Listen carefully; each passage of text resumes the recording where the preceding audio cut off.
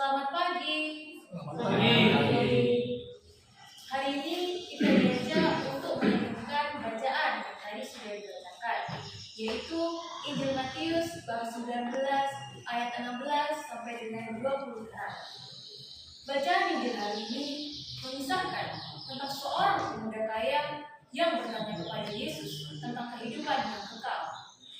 Pemuda ini datang ke hadapan Yesus dengan penuh percaya diri, karena ia tahu bahwa ia sudah berbuat banyak hal. Sebagai ganjarannya, ia akan memperoleh kehidupan kekal. Akan tetapi, Yesus menjawab, "Jikalau engkau hendak sempurna, pergilah, jualah harta, berikanlah itu kepada orang-orang miskin, maka engkau akan beroleh harta di surga."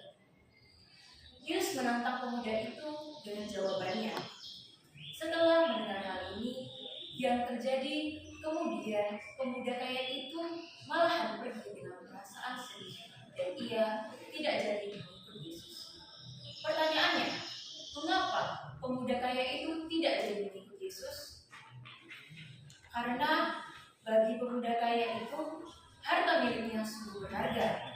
Seperti pepatah bilang, muda kaya raya mati masuk surga. Ia berharap dengan mempertahankan hartanya dan berbuat baik, itu telah sempurna baginya, sehingga ia dapat memperoleh kehidupan kekal. Kekayaannya di atas segalanya. Ia tidak jadi mengikut Yesus karena kekayaannya, kedudukannya, kenyamanannya adalah lebih penting dari Allah. Menurutnya, ia telah sempurna. Padahal, saat manusia lahir, ia tidak membawa apa-apa. Hal mengikut Yesus dan bertobat adalah yang mampu memurnikan dan menyempurnakan manusia. Sebagai anak muda, bagaimana sikap kita melihat pemuda kaya ini? Sudahkah kita menempatkan Tuhan di bagian terutama di dalam hidup kita? Ataukah sebagian besar waktu kita gunakan untuk bermain handphone, chatting, bermain game online, aktif dalam media sosial, makan, minum, atau tidur? Saudara-saudari yang terkasih, persembahkanlah segala talenta dan kemampuan yang kita miliki untuk Tuhan. Biarkanlah Tuhan yang sendiri mengisi hati kita.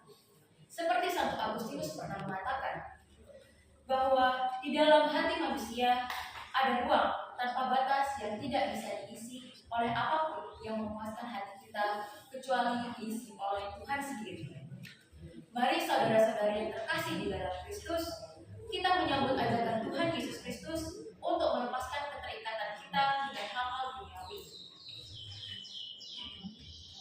Sebelum saya mengakhiri ini, izinkan saya untuk mempersembahkan sebuah pantun.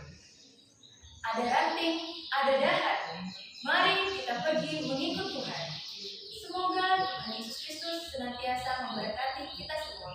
Berkah dan